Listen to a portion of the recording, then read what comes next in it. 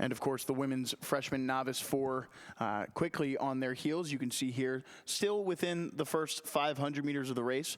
We're getting a nice look on our screen here of the boat from Tampa. They are all the way out in lane 6, though. So on the other side of the river in lane 1 is Jacksonville. Lane 2 is Thomas Jefferson. Lane 3 is Monmouth. Lane 4, FIT. Lane 5 is Army. And in lane 6, Tampa. Now on your screen, you shift over and take a nice look at the team from Army there. And there are those two boats as they are the first to emerge from behind the trees here of our crow's nest camera.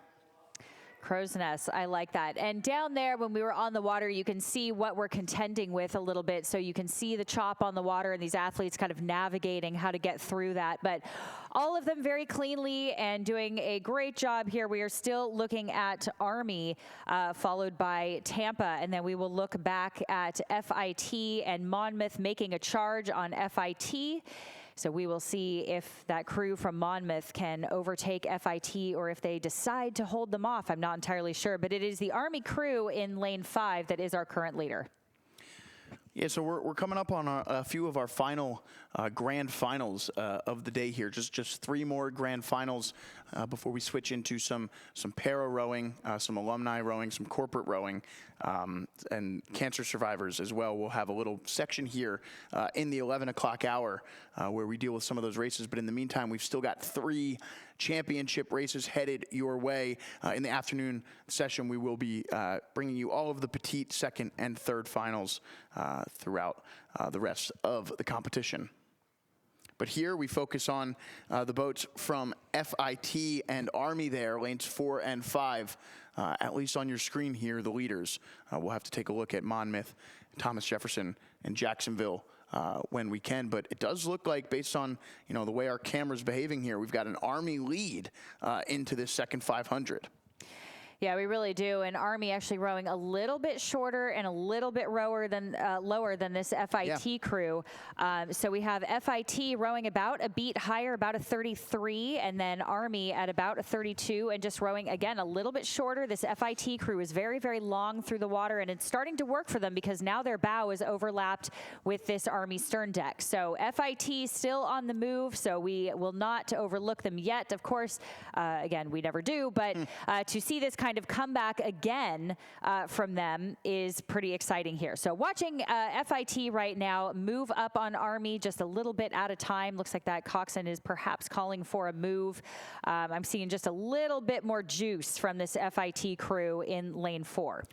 Yeah, and of course it would be a huge benefit to the program there to win back-to-back races in this men's and women's freshman Novice 4, obviously a younger part of the program, hoping to build on that success moving forward if FIT can take home the women's leg of this freshman 4, sorry. Yeah, that's absolutely right. And here we look at Jacksonville in lane 1, starting to make a little bit of a move on Jefferson and Monmouth as well. Almost, I don't want to say even again, because our margin here is a little bit deceiving from this camera angle, but we have Jacksonville making quite a move.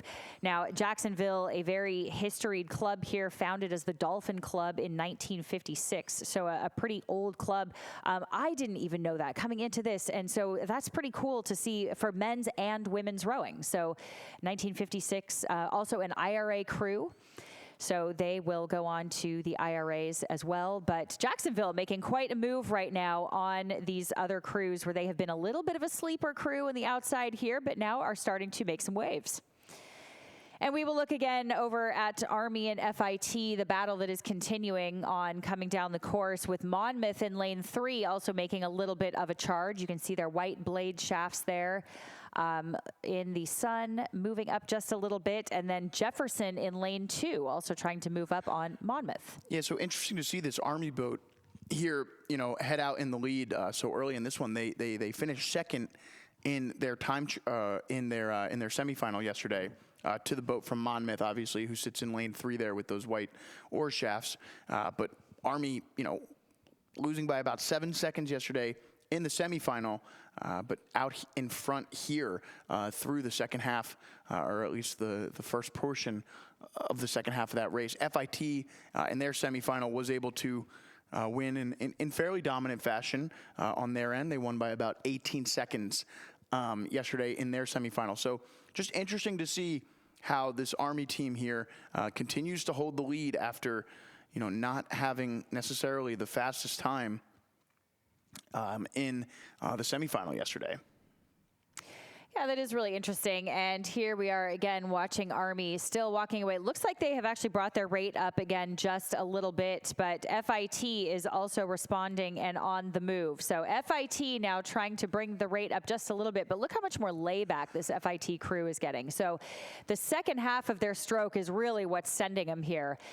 Second half strength where the Army crew is actually starting to just bring their rate up just a little bit. So it's the battle of the length versus the rate. Yeah, and I mean that Army boat, I think we're seeing the reason that they're able to maintain this lead despite being a little lower, their leg drive is really impressive here. Their legs are getting down super quick in comparison to that FIT boat. You're just seeing their knees quickly down, and that's allowing them to really send the boat at a pretty nice rate here. So you can see there that white sign on the south bank of the race course is the 1750 mark. That means there are 250 meters left to go for our leaders there, the cadets from Army. Yeah, that's true. And coming into view there was Jefferson and Jacksonville. So again, still looking out at the center lanes, we have Army, FIT, and Monmouth with the white shell and white oars there.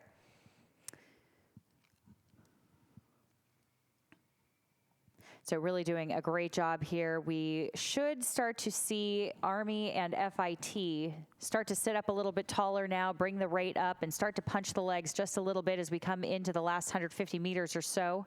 Little bobble there from the Army crew, but they have recovered.